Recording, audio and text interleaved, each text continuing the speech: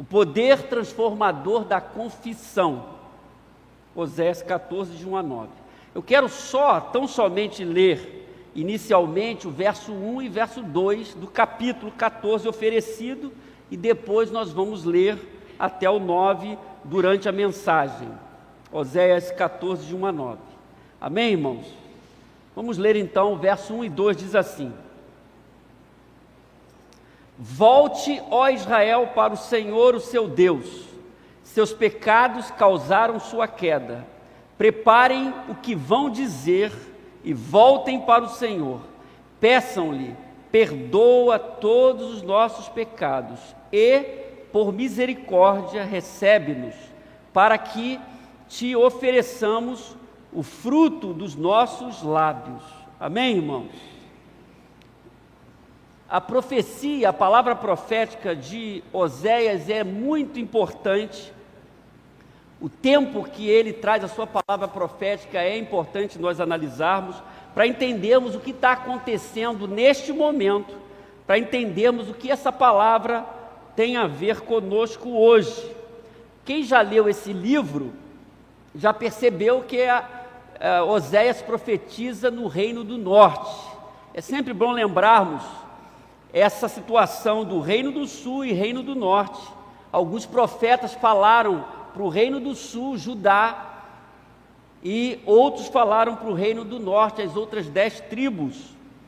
Às vezes aparece a expressão Efraim, que se refere ao Reino do Norte, e aqui também acontece isso. Quando nós lemos Oséias 1, verso 1, a apresentação dele, ele diz: palavra do Senhor que veio a Oséias, filho de Beeri, durante os reinados de Uzias, Jotão, Acais e Ezequias, reis de Judá, e de Jeroboão, filho de Joás, rei de Israel. Você tem ali o quadro dos dois momentos. Sempre, nesse caso aqui, é oferecido os reis do Reino do Sul, mesmo período do Reino do Norte. Oséias profetiza no momento do rei Jeroboão II. A gente já viu que o primeiro rei de Israel foi na divisão da monarquia, Jeroboão I. Jeroboão II é um momento de prosperidade, nós já vimos isso, do Reino do Norte, mas um momento de declínio muito profundo espiritual do Reino de Israel, chamado Reino do Norte. Você pode ver esse tempo ali. Oséias profetiza nesse tempo para o Reino do Norte. Ele antecede o momento em que o Reino do Norte será destruído.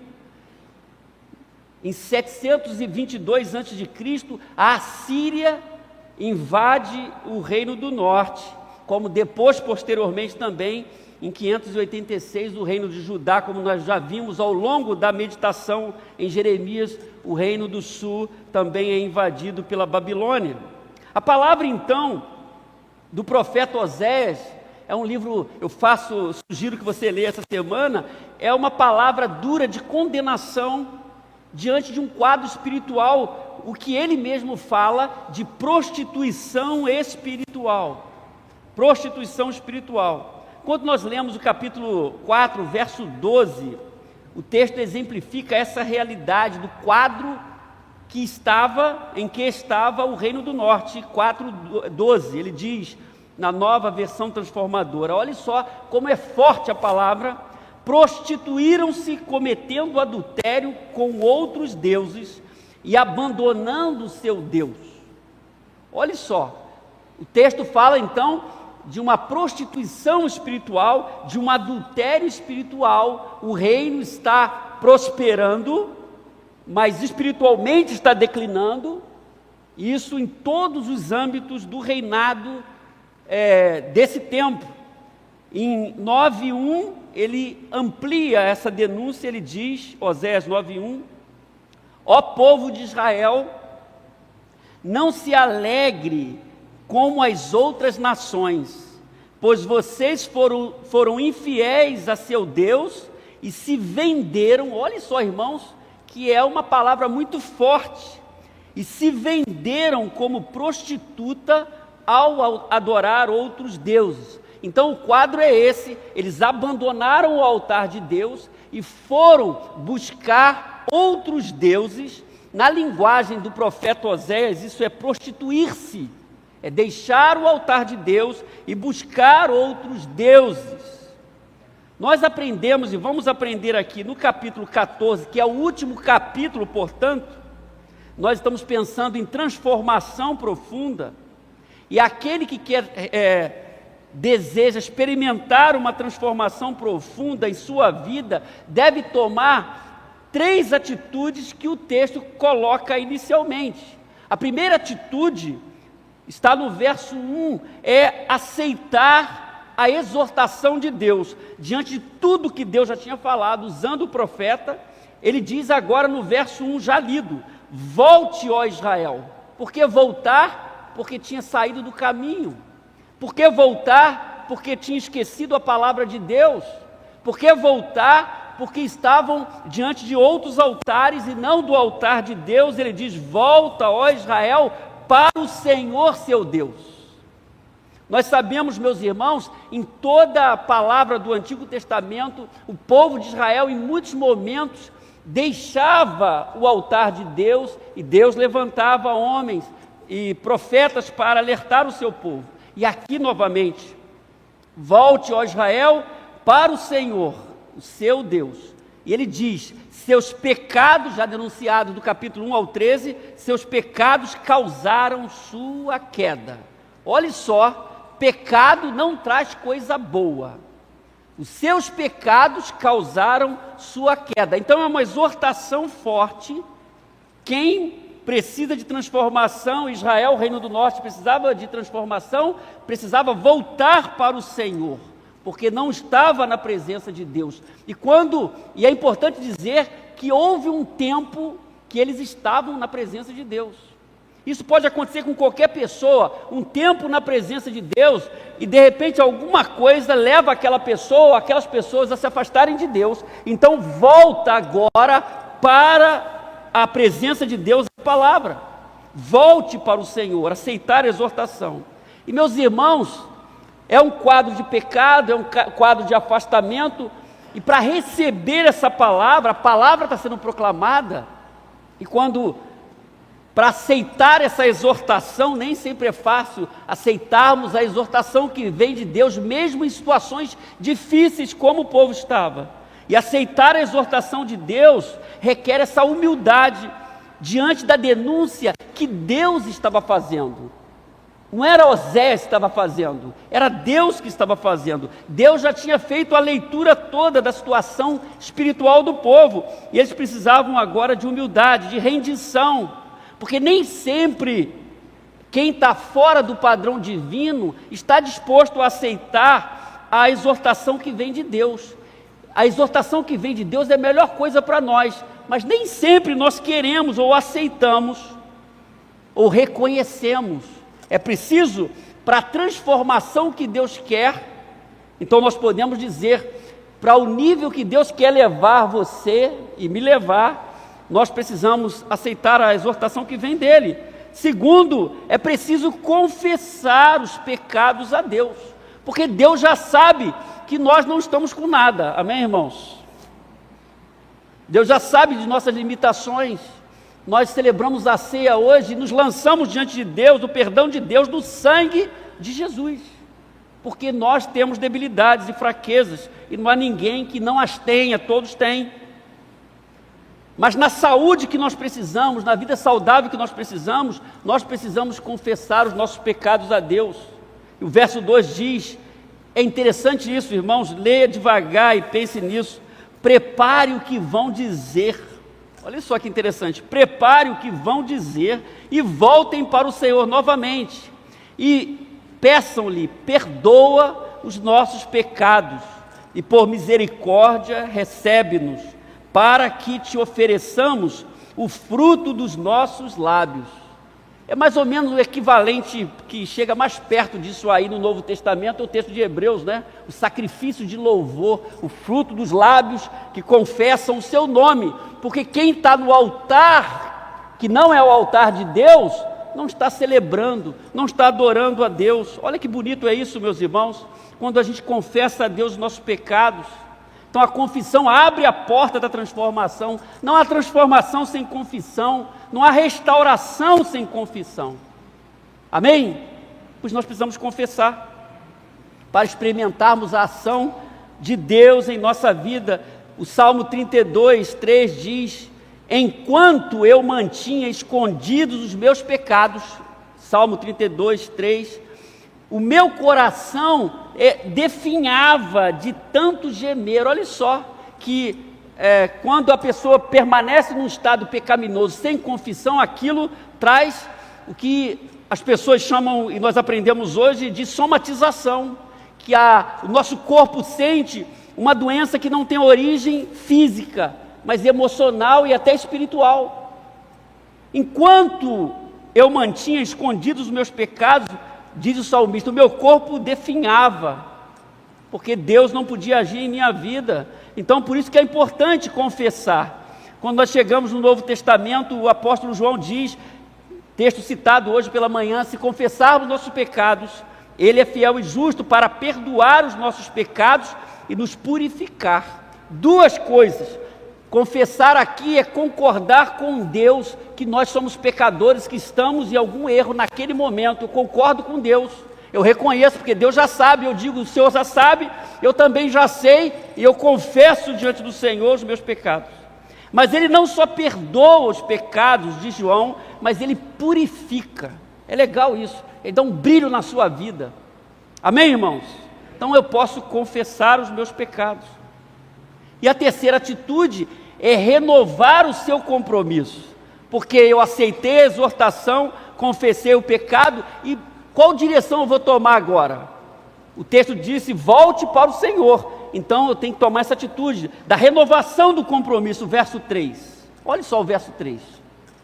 A Síria não nos pode salvar. Por quê? Nesse momento, meus irmãos, nós temos três forças poderosas no Antigo Testamento: os assírios, os babilônicos, o poder babilônico e o Egito. Volta e meia, o reino do norte, o reino do sul, tinha um namoro com o Egito, com a Síria, largava Deus e ia buscar ajuda com essas nações. Por isso o texto diz, a Síria não nos pode salvar, porque eu mudei o discurso agora, eu aceitei a exortação, vou confessar, não é? A Síria não nos pode salvar, não montaremos cavalos de guerra, nunca mais diremos, quer dizer, eu estou assumindo um compromisso novo, estou renovando o meu compromisso com Deus. Eu falei muita besteira no passado. Ele diz, nunca mais diremos, nossos deuses, aquilo que as nossas mãos fizeram, porque tu amas o órfão, né? Eu estou entendendo o altar de Deus, a confiança em Deus, e eu mudo o discurso, porque eu estou renovando o compromisso. Amém, irmãos? Eu renovo o compromisso, eu começo na dependência de Deus. Eu renovo o compromisso e eu sei que só Deus é o poderoso. Mas eu estava confiando de repente em mim mesmo, eu estava confiando na minha força. Mas eu estou renovando o compromisso, estou dizendo, olha, eu confio em Deus e eu mudo o meu discurso. Eu não busco mais auxílio na Síria, no Egito, nos poderosos. Eu sei que só Deus é o Todo-Poderoso. Eu abandono os falsos deuses. Neste caso aqui também, o mundo pós-moderno tem fabricado deuses. E às vezes as pessoas agarram esses deuses. Precisam deixar esses deuses. Renova o compromisso. Tem muita coisa errada que eu posso embarcar caminhos errados. Por isso esse texto é importante. Eu renovo o compromisso, eu abandono o que é falso. Porque aqueles altares eram falsos. Falsos deuses. Mas existem hoje também falsos conselhos, falsa pregação, falsa esperança, falsos progressos, falsos milagres, falsos amigos, falsas visões. E eu tenho que largar tudo isso, porque eu coloco a minha vida na mão de Deus, e Deus é verdadeiro, é verdade. Não há nada falso em Deus e na palavra de Deus, mas há muita coisa falsa que eu posso abraçar. E abraçando isso tudo, eu prejudico a minha vida. Então, se eu quero experimentar a ação de Deus em minha vida, a transformação, eu tomo essas três atitudes. Eu aceito a exortação que vem de Deus, e quando é de Deus é coisa boa. Pode até que eu não vou estar, não é? um mal-estar inicial, mas depois vai produzir vida. O pecado muitas vezes engana as pessoas, é uma coisa boa, as pessoas entram ali, naquele movimento, naquela atitude, abraçam coisas erradas e parece coisa boa e no final é destruição. Mas o que vem de Deus é coisa boa. Nós cantamos um cântico e santidade dói. Santidade dói. Porque você quer assumir o compromisso com Deus, você briga com você mesmo, com a sua natureza pecaminosa. E dói. Porque normalmente você deixar fluir tudo aquilo que não agrada a Deus, como o ímpio faz. Mas nascido de novo você muda. E aí você tem um embate. Porque você quer agradar a Deus. Mas como o texto nos mostrou, essas 3 atitudes vão produzir coisas boas. Vão trazer coisas boas que a nação de Israel, o Reino do Norte, precisava. Primeiro, como consequência dessa confissão e das atitudes mencionadas até aqui, o perdão completo de Deus. Só eles experimentariam isso após a caminhada de 1 a 3. Perdão completo, porque às vezes as pessoas são perdoadas e elas acham que tem alguma coisa ainda. Nós celebramos hoje pela manhã e falamos, Deus já levou tudo. Ele perdoou tudo. Não ficou nada para ele perdoar, ele perdoou tudo. É o perdão completo. O verso 4, olhe só. Eu curarei a infidelidade deles. É interessante, cura aqui da infidelidade. Eu curarei a infidelidade deles. E os amarei de todo o meu coração, pois a minha ira se desviou deles. Ou vou curar a rebeldia deles, na Nova Almeida atualizada. Que coisa bonita, meus irmãos, quando a gente procede aceitando a exortação de Deus, quando a gente confessa o pecado, quando a gente renova o nosso linguajar, o nosso compromisso na presença de Deus, a gente recebe o perdão, o tratamento divino. Vou curar a rebeldia, porque não adianta curar o corpo sem curar a rebeldia.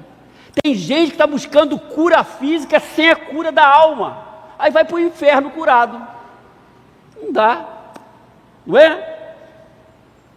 Eu curarei a infidelidade deles. A obra de Deus é completa. Eu curarei a infidelidade deles, eu curarei a rebeldia deles. Deus estava falando que ia curar a infidelidade do povo de Israel. Isso é importante. O que ele precisa curar em minha vida? O que simboliza essa infidelidade? Eu posso ir na presença de Deus com confiança, sabendo que Ele vai me perdoar quando eu confesso a Ele as minhas crises, e eu tenho esse benefício do perdão de Deus. O Salmo 32, 1, mais uma vez diz: como é feliz aquele que tem suas transgressões, o que, irmãos? Perdoadas, e seus pecados apagados. Feliz. Como é feliz aquele que tem suas transgressões perdoadas e seus pecados apagados. A gente vai para João novamente agora para pensar nisso, na nova aliança, não é? Porque a revelação de Deus é gradativa e ela vai ficando mais clara no Novo Testamento, completamente clara no Novo Testamento, é claro. E João diz: meus filhinhos, escrevo a vocês essas coisas para que vocês não pequem. É um caminho de obediência, então eu vou me esforçar para viver uma vida santa. Mas ele diz: se porém alguém pecar, temos um acusador junto ao Pai, temos um intercessor junto ao Pai, Jesus Cristo o justo. Então quem está diante de Deus por você é Jesus, e Ele é misericordioso, Ele é intercessor junto ao Pai. Ele não é acusador junto ao Pai. O acusador é Satanás, Jesus não. Porque às vezes as pessoas vão caminhando e elas professam sua fé e elas falam as suas dificuldades, mas elas se sentem ainda culpadas. Precisam também de libertação, do perdão de Deus.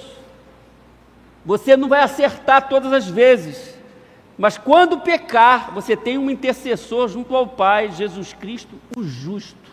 Amém, irmãos? Louvado seja Deus que nós temos o perdão completo. Nós somos atingidos pelo perdão de Deus e Ele nos abençoa, Ele traz paz ao nosso coração. Se o seu coração não está em paz, pense, veja aí o que você precisa abrigar em seu coração sobre o conselho de Deus, sobre o perdão de Deus, e descanse no poder de Deus e no perdão de Deus. O que a confissão traz segundo um novo status da presença de Deus? Porque eu fui perdoado, o povo de Deus foi perdoado, mas o verso 5 e 6 usa expressões conhecidas daquele momento, que num primeiro momento pode não fazer sentido para nós agora, mas precisa ser entendida, as expressões todas entendidas. Versos 5 e 6, serei como orvalho para Israel. Israel é um lugar quente, em alguns momentos, no verão então suportável, eu estive lá no verão e é quente mesmo, mas ele diz, serei como um orvalho para Israel. Olha que coisa boa, vai soprar uma brisa aí, depois de tudo isso. Ele, Israel, florescerá como o lírio, porque o lírio floresce bastante, como o cedro do Líbano, aprofundará suas raízes. Tudo para Israel, estabilidade espiritual que não estava tendo, voltará a ter. Seus brotos crescerão, olha só, seu esplendor será como da oliveira bonita, seu esplendor, sua fragrância, como a do cedro do Líbano. Olha só, um cedro. Então serei como orvalho, frescor, florescerá como o lírio, né? Que tem uma ideia aqui de fecundidade, já que o lírio, uma só raiz produz muito, e tem um aroma gostoso, não é? Intenso, até hoje, não é? Esses dias eu dei um lírio para a Beth, não é? E nós fechamos a casa, no outro dia nós acordamos, estava um cheiro forte da casa, solta um cheiro muito grande, não é? E aquilo toma todo o ambiente. É interessante, o lírio tem essa característica. Então, tudo isso que o texto está falando, aconteceria com o povo de Israel sofrendo a ação divina. A coisa ia mudar para Israel, meus irmãos, como o cedro do Líbano. O cedro, né? Líbano é famoso pelo cedro, aprofundará suas raízes, né? Então, muitas das coisas que eram construídas no mundo antigo, nesse tempo também, era usado o cedro. Povos antigos utilizavam os carvalhos para a construção de barcos, algumas construções com essa madeira do Líbano, né?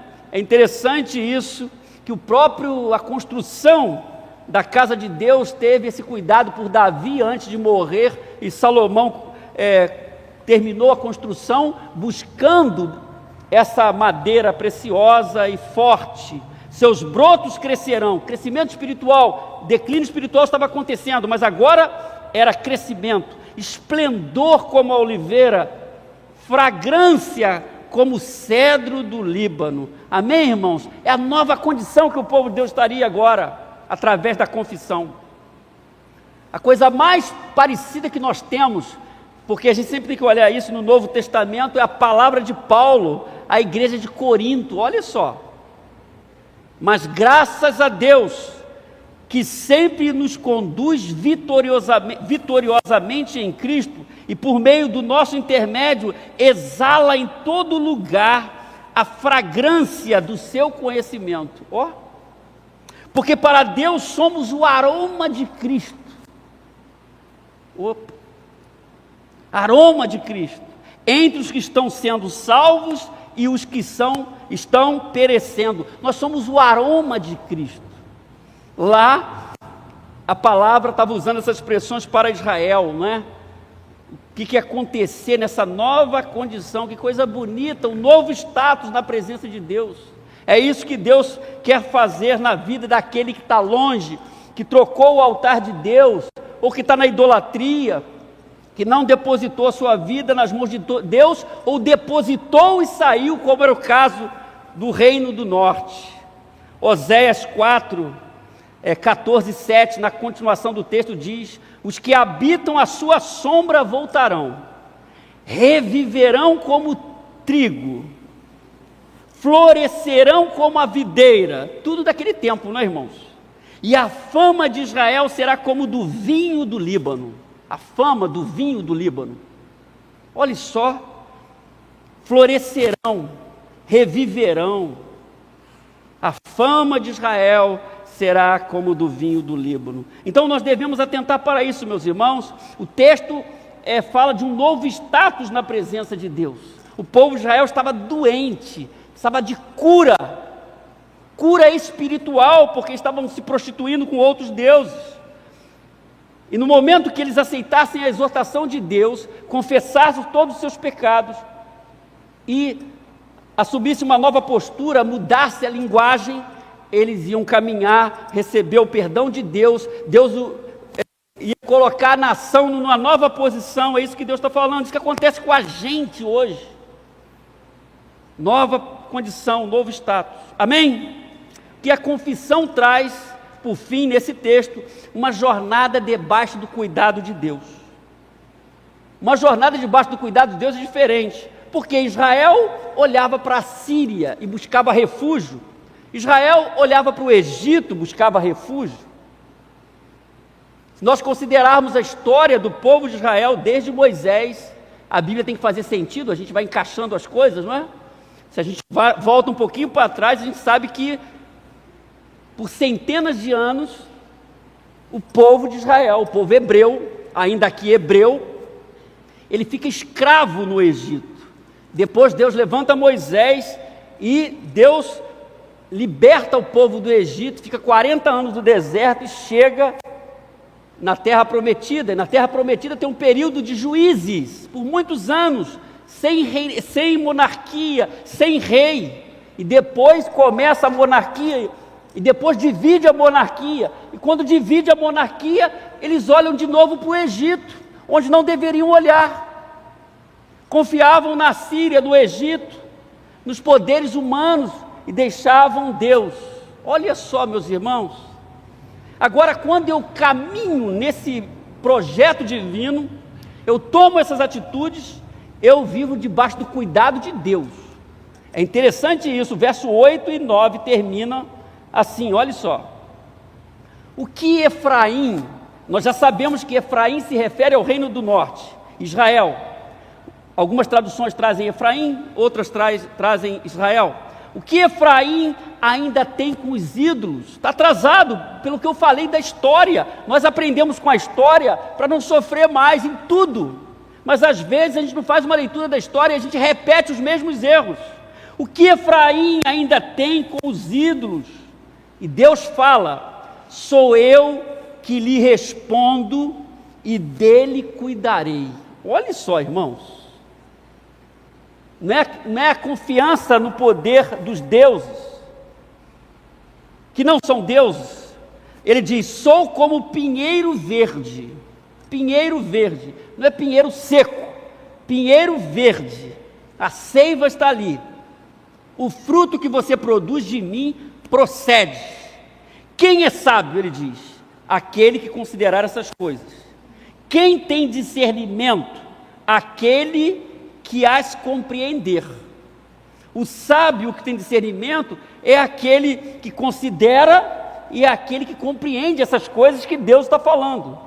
E ele termina o verso 9: os caminhos do Senhor são justos, os justos andam nele, mas os rebeldes neles tropeçam. Olha só, os justos andam no caminho do Senhor, que são justos, mas os rebeldes neles tropeçam. Mas quando eu trilho aquele caminho, quando eu reconheço a palavra de Deus sobre a minha vida, quando eu estou quebrantado para reconhecer os meus desvios, quando eu assumo um novo compromisso, ou renovo o compromisso, eu sou abençoado, sou perdoado, Deus me coloca numa nova condição, e Deus agora cuida de mim, porque não é só colocar numa condição e largar, mas é cuidar. Deus cuida da gente, amém, irmãos? Sou eu que lhe respondo. Por que sou eu que lhe respondo? Porque nos altares dos deuses, que tem boca mas não falam, tem ouvidos mas não ouvem, não há resposta. E Deus fala para eles: sou eu que lhe respondo. Está buscando aí erradamente, mas sou eu que respondo. Está buscando no lugar errado, sou eu que respondo. Sou eu que cuido. Amém, irmãos? Louvado seja Deus. Sou eu que cuido. Os caminhos do Senhor no final são justos, os justos andam neles, mas os rebeldes neles tropeçam. A Nova Versão Transformadora, sobre o verso 8, diz: ó Israel, fique longe dos ídolos, sou eu que respondo às suas orações e cuido de vocês. Sou como a árvore sempre verde, todos os seus frutos vêm de mim. E aí nós vemos a Nova Tradução da Linguagem de hoje, do verso 9, diz assim, tem aí: como pinheiro verde eu lhes dou abrigo, e de mim eles recebem todas as bênçãos. Mas naquele momento eles achavam que fora do altar de Deus podia receber alguma bênção, diante dos altares idólatras podia receber alguma bênção, mas Deus diz aqui: como um pinheiro verde eu lhes dou abrigo. O pinheiro verde dava abrigo, e de mim eles recebem todas as bênçãos.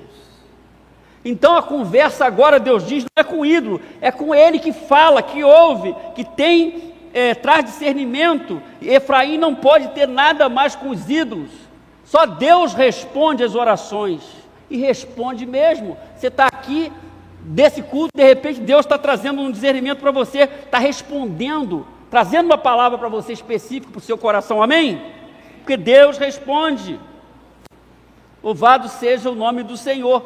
Mas o texto diz, no final de tudo, do verso 9, que os caminhos do Senhor são justos, os justos andam nele, mas os rebeldes não. Então eu tenho que escolher o caminho. Eu quero Deus comigo, eu quero o cuidado de Deus ou não? Eu quero o cuidado de Deus ou não? Isso é importante. Uma jornada, meus irmãos, debaixo do cuidado divino é diferente de tudo que alguém pode vivenciar. As pessoas escolhem tanta coisa, elas dizem: está jóia para mim, mas se não for uma jornada debaixo do cuidado de Deus, é retrocesso, é perigo, é fantasia. É uma jornada debaixo do cuidado de Deus, é segurança em tempos de aflição. É debaixo dos cuidados de Deus, não debaixo do cuidado do homem. Por isso nós temos várias falas na Bíblia dizendo: confie no Senhor de todo o coração, não se apoie no seu entendimento, entrega o teu caminho ao Senhor, confie nele. É no Senhor que nós confiamos, nós tomamos a decisão: eu confio em Deus.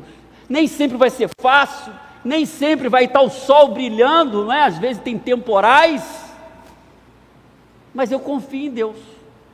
Eu não abro mão de Deus. Deus queria que o povo tomasse essas atitudes para colher esses benefícios. Às vezes as pessoas querem os benefícios de Deus, mas não tomam as atitudes anteriores aos benefícios. Querem um Deus abençoador, querem um Deus da prosperidade, mas não querem submissão ao Deus que a tudo, que faz qualquer coisa, que abençoa em todas as áreas. Então, meus irmãos, o que nós vimos aqui é que há um poder transformador através da confissão. Era isso que Deus queria para o povo de Israel, queria restaurar o povo de Israel. E o que esse caminho traz, quais são os benefícios dessa confissão? Nós vimos perdão completo de Deus, um novo status na presença de Deus e uma jornada debaixo do cuidado de Deus. Deus é fiel, Ele cuida da gente, vale a pena entregar a vida a Ele. Se você, meu irmão, está com alguma dificuldade, você não confessou a Deus, você pode confessar a Deus sem constrangimento, porque nós já vimos que João, nós devemos viver uma vida santa, mas se pecarmos, temos um advogado junto ao Pai, Jesus Cristo justo. Eu posso confessar, meu Pai é amoroso, Ele quer tratar comigo, Ele não quer que eu fique nos pecados de outrora, mas ele quer tratar comigo, porque eu já sou um filho dele. Essa era a situação aqui. Mas se você está aqui e não foi perdoado o seu pecado do afastamento de Deus, pecado no singular, Deus também perdoa você. Porque Jesus pagou o preço. Nós estamos celebrando essa semana isso. Jesus pagou o preço, ele sofreu, ele foi chicoteado, o chão ficou ensopado de sangue, o sangue de Cristo. E ele morreu na cruz, ele disse: está consumado. Mas ao terceiro dia, ele ressuscitou. E isso faz toda a diferença. Nós celebramos um Deus que não está no túmulo, ele vive. Amém, irmãos? E por isso ele pode trazer perdão para você, e você pode se reconciliar com ele. E Deus também sobre a sua vida pode trazer você para um novo status de filho justificado, e uma nova jornada começa. Amém? Louvado seja o Senhor.